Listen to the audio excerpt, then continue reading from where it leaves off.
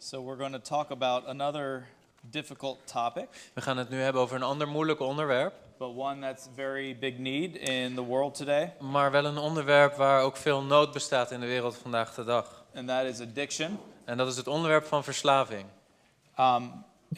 In the city that I live in Ohio, In de stad waar ik woon, in Ohio, we are actually the number one city in America for drug overdoses right now. zijn wij momenteel de op nummer 1 staande stad als het gaat om overdosissen van drugs. And so we see a lot of people with addiction, We zien dus veel verslaafde mensen, a lot of opiate addicts. veel mensen die verslaafd zijn aan opiaten. And it can be very challenging to try to help them. En het kan heel uitdagend zijn om hun te proberen te helpen. But we do the best that we can. Maar we doen ons best. And I want to, in the first hour, En in het eerste uur nu talk a bit about what addiction is, wil ik met jullie spreken over wat verslaving is, how people get into addiction, hoe mensen verslaafd raken and why it's so hard to get out. en waarom het zo moeilijk is om daaruit te komen. And in the second hour, I want to give some very practical teaching on how to counsel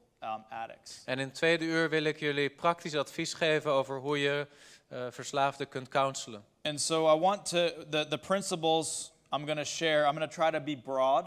De principes die ik met jullie ga delen, daarin probeer ik heel breed gericht te zijn. And some of them will apply more to specific like drug addictions versus some other types of addictions. Sommige zullen wat meer betrekking hebben op drugsverslaving, andere wat meer op verslaving in het algemeen. But we're trying to cover just addiction in general as we talk about it. Maar we proberen het te hebben over verslaving in brede zin vanmiddag. So let's open with a word of prayer. Laten we openen met gebed.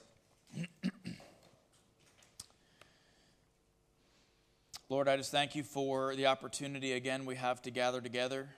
Heer, ik dank u dat we weer gelegenheid hebben om samen te komen. And Lord, I know each person in this room is going to come into contact with different people. Heer, en ik weet dat elke persoon in deze zaal in contact zal komen met andere mensen. And we want to be able to be in a place to assist people in addictions. En we willen ons voorbereiden om ook mensen met verslavingsproblemen te kunnen helpen. To help them find true freedom. Hun te helpen om ware vrijheid te vinden. To point them to Jesus. Om ze te wijzen tot Jezus. To confront them with your word. Om ze te confronteren met uw woord. And I pray that you would equip us to do that. En ik bid dat u ons daarvoor gereed zult maken. I pray you help us to retain what you have for us. Help ons om datgene wat we ontvangen vandaag ook te bewaren. So that we can apply it in our daily lives. Zodat we het kunnen toepassen in ons dagelijks leven. In Jesus' name. In Jezus' naam. Amen. Amen.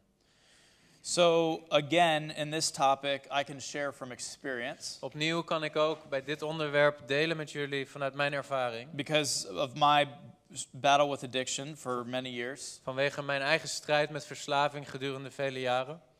For nearly 20 years, pornography was an addiction. Bijna 20 jaar was pornografie voor mij een verslaving. Which started when I was 7 years old. Dat begon toen ik 7 jaar oud was. And drinking and alcohol or drugs and alcohol from the time I was 14. En vanaf mijn 14e werden ook drugs en alcohol een verslavingsprobleem. For nearly 10 years. Voor bijna 10 jaar lang. So I can understand addiction from an insider perspective. Dus ik kan de verslaving begrijpen vanuit een stuk ervaring. But I realize people who haven't dealt with addictions themselves sometimes have a hard time understanding it. Maar ik kan me voorstellen dat als je daar zelf niet mee te maken hebt gehad, dat het moeilijk kan zijn om je te verplaatsen in verslaving. And so I want to try to define what addiction is. En dus wil ik proberen jullie een definitie te geven van verslaving. And we're going to start off talking more about the physical aspect. We beginnen met spreken over het fysieke aspect. But ultimately we want to deal with the spiritual side of it as well. Maar uiteindelijk willen we het ook hebben over de geestelijke kant van verslaving. So I'm going to have Chris translate the definition. It's kind of wordy.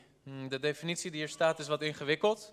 Er staat verslaving is eigenlijk een compulsieve, chronische, fysiologische of psychologische behoefte naar een substantie of een middel eigenlijk die leidt tot een soort gewoonte in je leven, die vervolgens een schadelijke fysieke, psychologische of sociale uitwerking heeft in je leven en die ook weer zorgt voor allerlei symptomen, schadelijke symptomen als je ermee stopt. Dus onttrekkingsverschijnselen, bijvoorbeeld angst of prikkelbaarheid of trillingen of misselijkheid.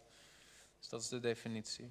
Okay, so that's a very technical Het is definition. een hele technische definitie. But addiction basically involves three things. Maar verslaving heeft met 3 aspecten te maken. The first thing is a very intense craving for something. Het eerste is een heel intens verlangen, een zucht naar een middel of een bepaald gedrag. The second is a loss of control over the use of it. Het tweede is controleverlies over het gebruik daarvan. And the third is continuing involvement with it despite adverse consequences. En een derde aspect is dat je ermee door blijft gaan ondanks allerlei negatieve consequenties die je ervaart. So addictions start with some kind of a pleasurable experience. Verslaving begint vaak dus met een soort genotservaring of een stuk plezier wat je ervaart aan iets. And they provide some perceived benefit to the person. Iets wat een bepaald voordeel biedt aan de persoon die verslaafd raakt. It may be a relief of stress, Het kan zijn dat stress opeens minder wordt. excitement in their life, Het kan zijn dat het leidt tot een stuk opwinding, could be a distraction, een stuk afleiding. but it's something that they see as a benefit in their life. Maar het is iets wat zij op dat moment ervaren als een voordeel voor hun leven. I don't think most people start out intending to become addicted. De meeste mensen beginnen niet met de intentie om uiteindelijk te eindigen als een verslaafde. But a lot of people, when they open up the door, they end up in this place. Maar veel mensen eindigen wel in de toestand van verslaving wanneer ze de deur openzetten voor zo'n ervaring. The most common addictions that we see De meest voorkomende verslavingen would be alcohol, zijn alcohol, drugs, drugs, sexual sin, seksuele and zonde gambling. en gokken. But it could even be things like shopping. Maar het kunnen ook dingen zijn zoals winkelen. People can be addicted to food. Mensen kunnen verslaafd zijn aan eten. So it covers a lot of different areas. Dus het kan met allerlei verschillende dingen te maken hebben. And so I want to talk just for a moment about this physical aspect of what happens. En ik wil om te beginnen spreken over het fysieke, dus het lichamelijke aspect van verslaving. Wat er gebeurt. And so essentially what happens in a person's body Wat er in essentie gebeurt in het lichaam van zo iemand. when they either use an addictive substance or are engaged in addictive behavior Wanneer die een verslavend middel gebruikt of zich bezighoudt met verslavend gedrag. is that the body releases a chemical called dopamine into the brain. Is dat het lichaam een stofje vrijmaakt wat dopamine heet in je hersenen. Dopamine is known as the body's reward system. En dopamine dat is onderdeel van het zogenaamde beloningssysteem van je hersenen. And it should be noted that God created it, Het is belangrijk om op te merken dat God dat systeem heeft ontworpen. and it's a good thing. En dat is een goed systeem. In fact, the reason that we survive as humans is because God gave us this chemical. De reden dat wij als mensen overleven is doordat God ons dat systeem heeft gegeven en die dopamine. So when we eat food, Dus wanneer we voedsel eten, we get some dopamine, dan laat ons lichaam wat dopamine los. and it causes us to want to eat again. En dan geeft het onze verlangen om in de toekomst opnieuw weer te eten. Without that, we might stop eating and we would die. Als we dat niet zouden krijgen, dan zouden we misschien op een gegeven moment niet meer eten en doodgaan. The same with procreation or sexual intercourse. Hetzelfde als het gaat om seksueel contact of geslachtelijke voortplanting. God made it pleasurable so that we would procreate and continue the human race. God heeft daar het plezieraspect aan toegevoegd, zodat wij daar een verlangen naar zouden hebben en dat er nageslacht is voor het menselijk soort. And so God gave us this chemical for our good. En dus heeft God ons dit stofje, dopamine, gegeven voor ons welzijn. But what happens with addictions Maar wat er gebeurt bij verslaving is that they provide an artificial trigger for dopamine. is dat bijvoorbeeld verslavende middelen op een kunstmatige manier ervoor zorgen dat er dopamine vrijkomt. So it creates this rush or sensation, En dus krijg je dat pleziereffect, and but it's not in the natural way. maar niet op een natuurlijke manier. So basically, addiction creates a need for dopamine that it can't sustain. Verslaving creëert op een gegeven moment een bepaalde behoefte aan meer dopamine, die vervolgens ook niet meer te realiseren is. And so the brain actually doesn't know the difference between the different types of activities. It just knows when something feels good to it. De hersenen kunnen geen onderscheid maken tussen verschillende activiteiten die hebben geleid tot het vrijkomen van dopamine. Maar die hersenen willen gewoon meer dopamine. So people with addiction have trouble finding joy in the simple things in life. En omdat mensen met verslaving gewend zijn om op onnatuurlijke manier dopamine vrij te maken, kunnen ze op een gegeven moment ook niet meer genieten van de normale dingen die een ander mens dopamine vrijgiften geven. And so there's a cycle of addiction. En dus krijg je een cyclus van verslaving. And you'll talk to people and minister to people at different places in this cycle. En je spreekt met mensen op verschillende punten in die cyclus. And so the 3 stages of addiction. Er zijn 3 stadia van verslaving. The first one I would call the honeymoon stage. En het eerste stadium noem ik de wittebroodsweken. Would you say honeymoon? Is that the same? Not really. What would you call it? Wittebrood. Okay, is there a word? You It's know? like the first weeks after you get married. Yeah, that's right. Okay. Yeah. So there's that. It's that initial rush or excitement the first time that someone experiences an addictive thing. Dus dat wittebroodstadium, dat is eigenlijk die eerste ervaring van plezier en genot en opwinding als je iets nieuws ervaart. And at that point, it's seen as something beneficial to them. En op dat moment lijkt het voor hun iets wat ze heel veel geeft, heel veel voordeel oplevert. Maybe it provides some kind of excitement. Misschien een bepaalde opwinding. It just seems to make them happier. Het lijkt ze gewoon gelukkiger te maken.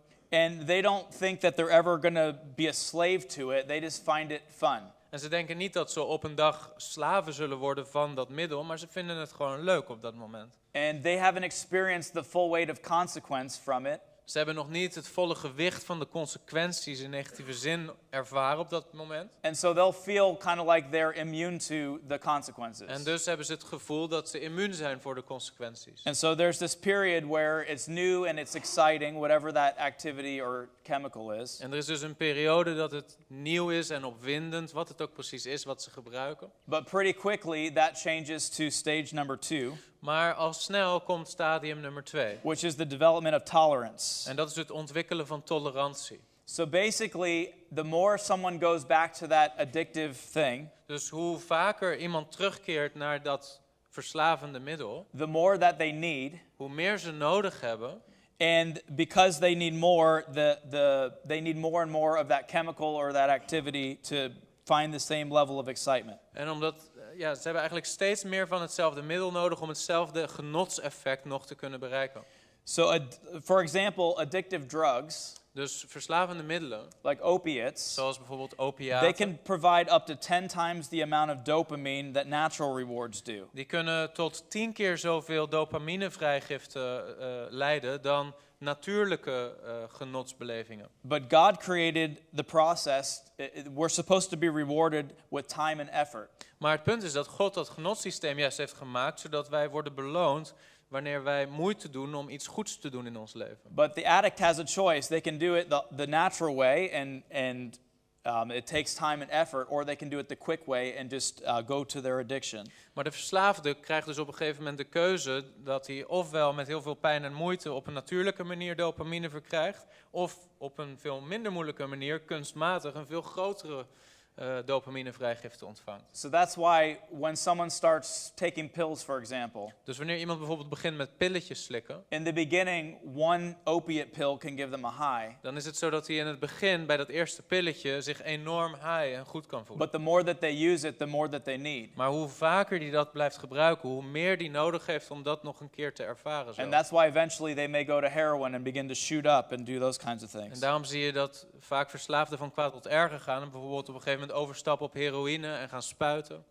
And so after the tolerance stage Dus na dat stadium van tolerantie, is the compulsion stage. dan komt het compulsieve stadium. This is where their whole life goes toward the addiction. Dan wordt alles dwangmatig en gaat het hele leven eigenlijk draaien om de verslaving. They're chasing this perfect high or experience that they can never seem to reach. Het enige wat er nog toe doet is opnieuw die eerste ervaring van high zijn en je zo goed voelen opnieuw te beleven. En die kunnen ze nooit meer op dezelfde manier beleven. This is why when you talk to addicts En daarom is het zo dat wanneer je spreekt met verslaafden and hear their story, en je hoort hun verhaal, they'll tell you, I never imagined I'd ever end up where I ended up. dan zeggen ze, ik had me nooit kunnen voorstellen dat ik ben geëindigd waar ik nu ben geëindigd. Like the person, we hear testimonies from Pure Life from people in sexual sin. We horen bijvoorbeeld getuigenissen bij Pure Life over mensen in seksuele zonde. And they will tell you when they first started looking at pornography, En dan zeggen ze dat toen ze voor het eerst naar pornografie keken, they never thought it would take them where it took them. dat ze nooit hadden zien aankomen dat ze zo ver en zo diep zouden zinken daarin. But it's because they started,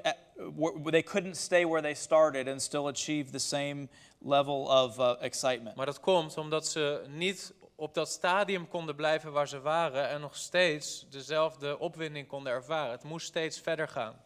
That's why people start with drinking alcohol and maybe even smoking cigarettes. Daarom beginnen mensen vaak met het gebruik van alcohol of sigaretten. And it escalates to more and more drugs and harder. En dan escaleert het en gaat het eigenlijk steeds verder bergafwaarts richting harddrugs. Because those beginning things lose their excitement and they need more and more. Omdat die eerste dingen steeds minder opwindend worden en ze steeds grotere dingen nodig hebben om hetzelfde effect te bereiken. And so the compulsion drives them to all kinds of things. Dus dat dwangmatige karakter, dat gaat steeds verder en drijft hun naar steeds grotere dingen. And they're so driven for their addiction. En ze worden eigenlijk zo gedreven door hun They verslaving, lose their ability to make wise decisions. dat ze het vermogen verliezen om nog goede beslissingen te nemen. They might experience withdrawal, Ze gaan onttrekkingsverschijnselen ervaren, depression and anxiety. depressie, angst.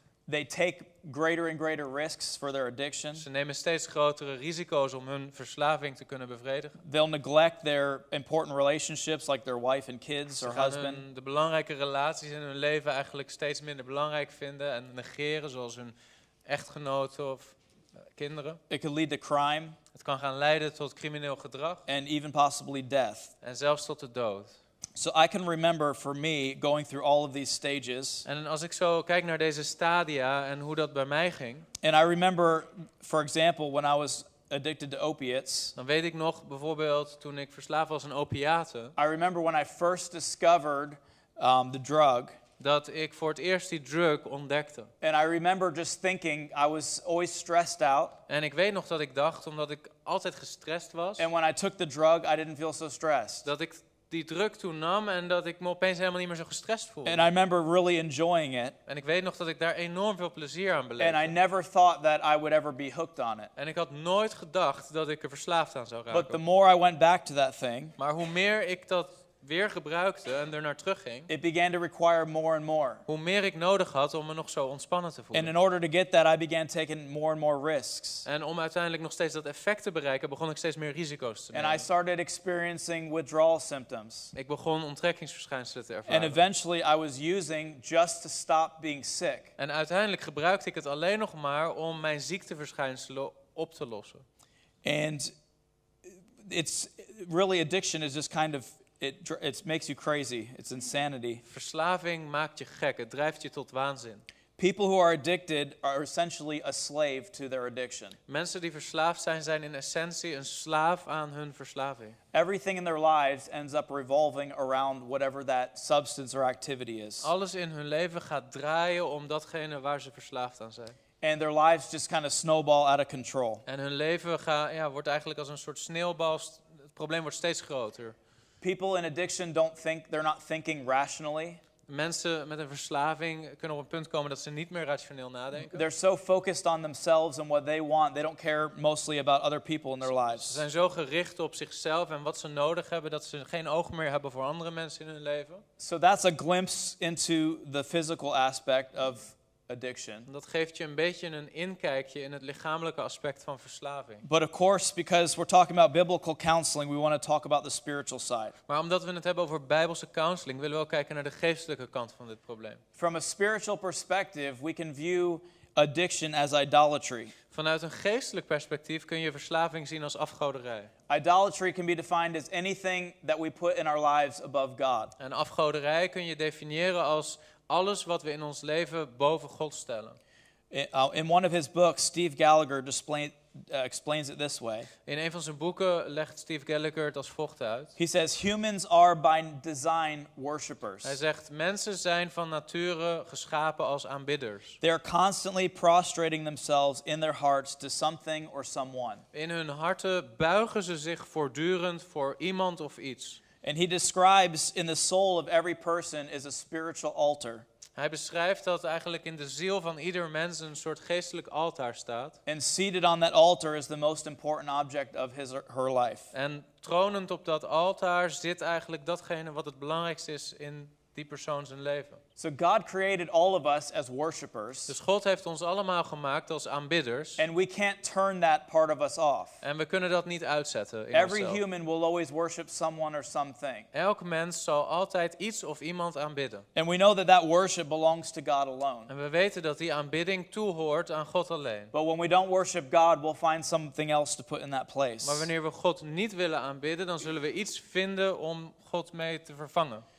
In the first of the 10 commandments, In het eerste gebod van de 10 geboden, in Exodus 20, in Exodus hoofdstuk 20, actually the first 2, of de eerste 2 geboden, God clearly forbids idolatry. daar verbiedt God heel duidelijk afgoderij. The first one is he says, you shall have no other gods before me. In het eerste gebod zegt hij, u zult geen andere goden voor mij hebben. And in the second he says, you shall make no other idol, you shall make no other idol. En in het tweede gebod, u zult geen beeld maken van een of andere afgod. And God clearly forbids worship of anything or anyone but him. En God verbiedt op een heel duidelijke manier de aanbidding van iets of iemand anders dan hemzelf. And yet we see the Israelites over and over again breaking those commands. En toch zien we dat keer op keer de Israëlieten dat gebod verbreken. And they continually give themselves over to idol worship. En dat ze zich overgeven aan aanbidding van afgoden. And in the Old Testament, the idols are wood and stone. In het Oude Testament zijn de afgoden beelden gemaakt van hout of steen. But in Western modern culture, people still have idols. Maar in onze tegenwoordige westerse samenleving hebben mensen nog steeds afgoden. It just looks a little different in our cultures. Maar die zien er in onze cultuur wat anders uit. But essentially,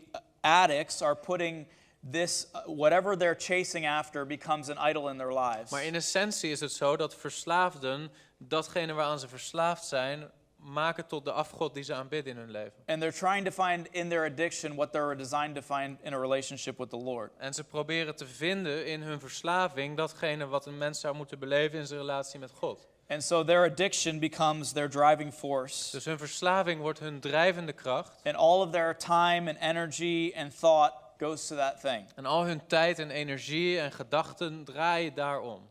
And the answer for all of these people is a true relationship with Christ. En het antwoord voor deze mensen is een ware relatie met de Heer Jezus Christus. And walking through repentance. En wandelen in bekering. And that's ultimately what has to happen in their lives. En dat is wat uiteindelijk nodig is en moet gebeuren in hun levens. I had a man call me about a month ago. Ongeveer een maand geleden werd ik gebeld door een man. And he's related to a lady in our church. En die is familie, of hij is verbonden aan een vrouw uit onze gemeente. He's 45 years old. Hij is 45 jaar oud. He lives close to our church. Hij woont vlakbij onze kerk. And he's done drugs almost his entire life. En hij heeft zo'n beetje zijn hele leven drugs gebruikt. He has 2 teenage girls. Hij heeft 2 dochters in de tienerleeftijd. That he's lost relationships with. Waar hij het contact mee is kwijtgeraakt. And he told me, he said, I've tried everything that I can think of. En hij zei tegen mij, ik heb alles geprobeerd wat er te proberen viel. He said, I've gone to every program. Ik ben naar elk programma geweest. I've tried all that the government programs. Ik heb alle overheidsprogramma's geprobeerd. And he had given up. Hij had het opgegeven. And so my encouragement to him En dus zei ik tegen hem, was to go to, I recommended Teen Challenge. ik raadde Teen Challenge aan hem aan. But I told him in that conversation that no program will ever fix him. Maar ik zei in dat gesprek ook dat er geen enkel programma bestaat wat hem ooit zal repareren. That the only hope he's going to have is to find Christ. En het enige wat hij zou kunnen doen om herstel te vinden is Christus vinden. And to my surprise, he actually went to Teen Challenge. En hij is vervolgens tot mijn verbazing daadwerkelijk naar Teen So Challenge he's gegaan. been there for 3 weeks now. Hij zit daar nu 3 weken. And I told him, I said, you can go, it's a Christian program, En ik zei tegen hem, het is een christelijk programma, but the program's not going to help you, maar het programma gaat je niet helpen. other than how it points you to Jesus Christ. Behalve dat het programma je naar Jezus Christus wijst. But ultimately, someone has the freedom has to come through Christ. Maar de vrijheid moet komen door Christus heen. Even if someone stops participating in their addiction, Zelfs als iemand stopt met het gebruiken van een middel waar hij verslaafd aan that's is, not going to make them truly free, dan zal dat hem niet daadwerkelijk vrijmaken. because they need to deal with the spiritual side of the issue. Want ze moeten ook het probleem van de geestelijke kant oplossen. And so I think of biblical counseling like the men who brought their friend on the mat to Jesus. Dus ik zie het aspect van Bijbelse counseling als de vrienden die hun vriend op die mat naar de Heer Jezus toe droegen. The man was on the mat and he was crippled. Die vriend was verlamd en lag daar op dat bed. And what all the friends could do was to continually to bring him to Jesus. En het enige wat die vrienden konden doen was hun vriend op die mat naar de Heer Jezus toe brengen. And essentially that's our role as biblical counselors. En dat is in essentie ook onze rol als Bijbelse counselors. Is to take people in their brokenness and continually point them to Christ. Wij nemen mensen in hun gebrokenheid en brengen ze voortdurend naar de Heer Jezus. So we'll talk in a little more details about what that looks like. We zullen straks in wat meer details spreken van hoe dat eruit ziet. But I want to talk a little bit more about addiction. Maar ik wil eerst nog wat zeggen over verslaving. And so I want to answer the question, what makes it so difficult to get free? Ik wil antwoord geven op de vraag, wat maakt het nou zo moeilijk om vrij te komen van verslaving? For my wife, Voor mijn vrouw, who has never dealt with addiction in her life, die nog nooit met verslaving te maken heeft gehad in haar she leven. never did anything she never smoked a cigarette or anything that could be addictive. Ze heeft nooit een sigaret gerookt of een verslavend middel gebruikt. And she looks at people in addictions En zij kijkt naar mensen met verslavingsproblemen. and thinks, why don't they just stop? En ze denkt, waarom stoppen ze niet gewoon? If they can just stop doing the addiction, then they'll be fine. Als ze gewoon stoppen met het gebruiken van dat middel, dan is het toch opgelost. And while that seems, from the outside, that seems like a very simple solution, En ook al ziet dat er van de buitenwereld eigenlijk wel uit als een hele eenvoudige oplossing. it's not always that easy for the addict. Voor de verslaafde zelf is het niet altijd zo makkelijk. If it were that easy, then we probably wouldn't have any addicts in the world. Als het zo makkelijk zou zijn, dan zouden we waarschijnlijk überhaupt geen verslaafden hebben in de wereld. But instead, we see people who are willing to let their lives be completely destroyed Maar in plaats daarvan zien we mensen die bereid zijn hun hele leven vernietigd te laten worden voor die verslaving. and destroy the lives of people around them En die ook de levens van dierbaren om hun heen vernietigen voor die verslaving. in order to support their addictions. Zodat ze die verslaving maar kunnen blijven onderhouden. So I've got 5 reasons why addiction can be such a hard thing to break. En ik heb 5 redenen hier waarom verslaving zo moeilijk kan zijn om te overwinnen. And the first one has to do with personality. Het eerste kenmerk is dat verslaving te maken heeft met persoonlijkheid. There is something about addictive personalities, Er zit wel iets typisch in de persoonlijkheid van mensen die verslaafd raken. and I can attest to this En daar kan ik ook zelf van getuigen. because I always, even when I was a child, I always had the kind of mind that was very one-tracked. Weet je, ik had zelfs als kind al het soort stijl van denken waarbij ik heel erg op één spoor zat. I can't do anything halfway. Ik kan niet iets half doen en niet afmaken. If it was collecting sports cards, that's gonna be my whole, I'll just do that as a child, I would go crazy. Weet je, als ik sportplaatjes verzamelde, dan ging ik daar helemaal in op en dan moest ik ze ook allemaal hebben. And there's something about certain personalities that are more susceptible to addiction. En er zijn bepaalde persoonlijkheidsconstellaties die meer kwetsbaar maken voor verslaving.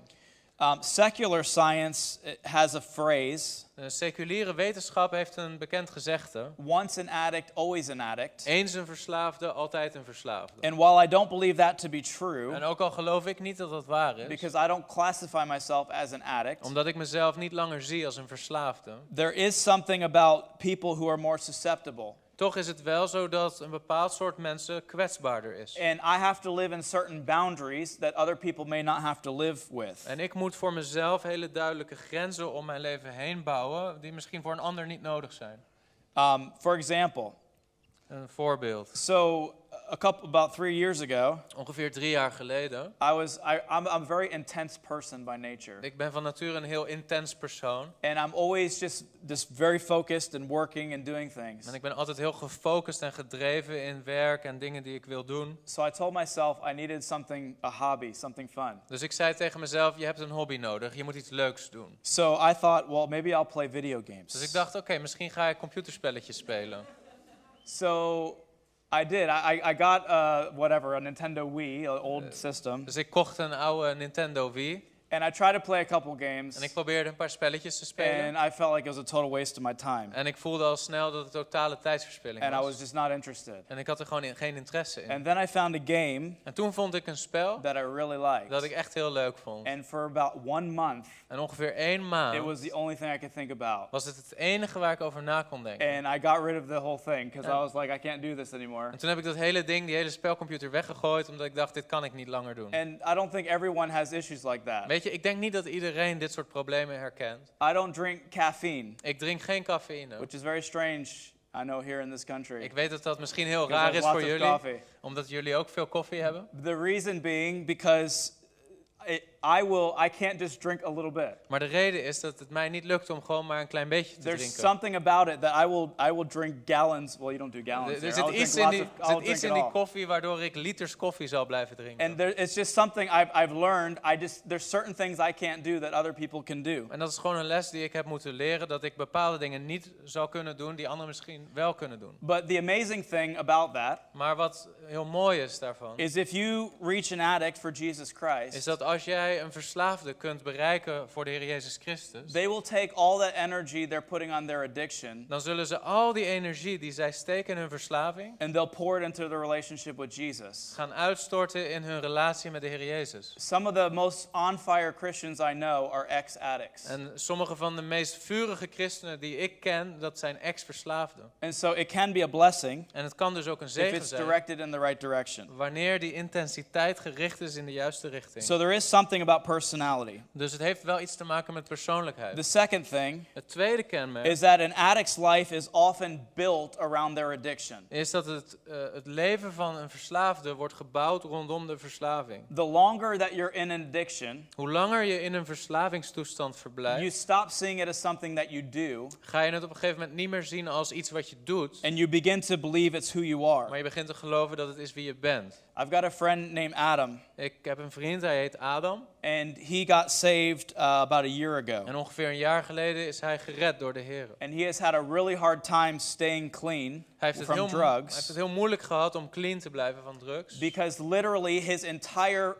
network of friends and family were all centered around partying. Omdat zijn hele leven, al zijn kennissen, zijn vrienden, alles draaide om die verslaving en het feesten.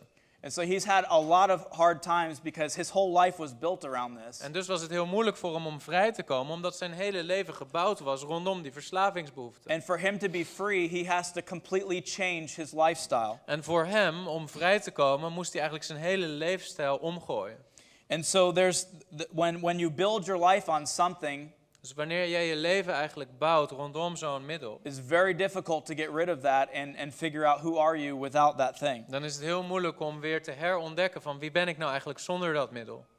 And the third thing En het derde is aspect they often have false beliefs about what that addiction is providing for them. is dat ze vaak valse opvattingen hebben over wat die verslaving hun biedt. They've trained themselves to run to their addiction. Ze hebben zichzelf getraind om steeds naar hun verslaving terug te vluchten. Every time they're stressed Wanneer ze gestrest or zijn, depressed of depressief, or going through something in life, of ergens mee worstelen in hun leven, that addiction has become their God. die verslaving is hun God geworden. And so they're trained to go to that. En dus zijn ze eigenlijk getraind om daar steeds weer naar terug te keren. To them, their addiction is like a savior. Voor hun is hun verslaving als een soort verlosser. And they believe, even though there's negative consequences, they still believe that thing can help them. En ook al zijn er nadelige consequenties, toch blijven ze geloven dat die verslaving dat die hun kan helpen.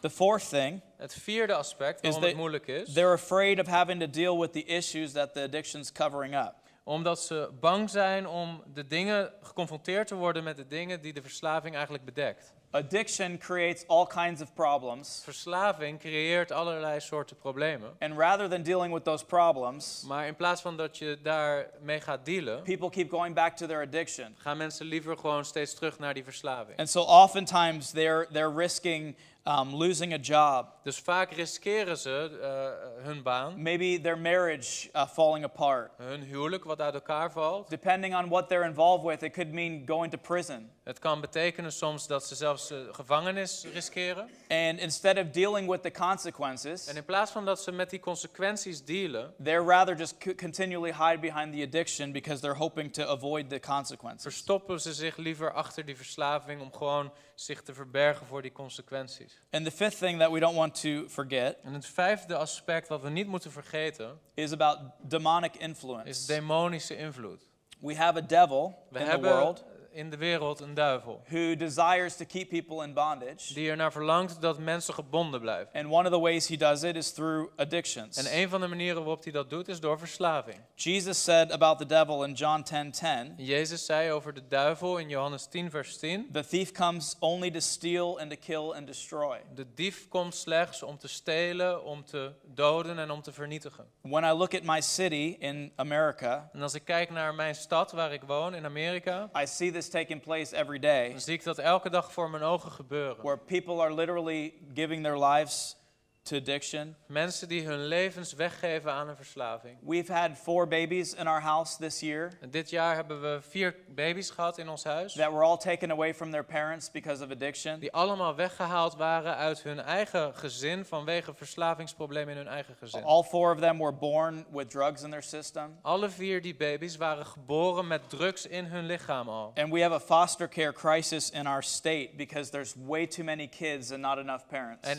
in de staat waar ik woon is er een enorm probleem met pleeggezinnen, omdat er veel te veel kinderen zijn en veel te weinig pleegouders. And so the enemy is coming to try to kill and steal and destroy. Dus de vijand, hij komt om te proberen te doden, te vernietigen en levens kapot te maken. And unfortunately, we see this happen not just outside but inside the church at times. En we zien dat helaas niet alleen buiten de kerk, maar ook binnen de kerk soms. So I want to talk as we close this lesson. En we gaan deze les afsluiten. Like I said, we'll get very practical in the next one. In de volgende les zullen we het praktischer maken. But the type of people that you'll most likely encounter in addictions. Maar ik wil deze les afsluiten met het soort mensen wat je vaak tegenkomt als je met verslaving te maken hebt. So as one of the pastors at our church, Als een van de voorgangers van onze gemeente I have opportunities on a regular basis to counsel people. heb ik regelmatig te maken met mensen die ik moet counselen. And one of the most common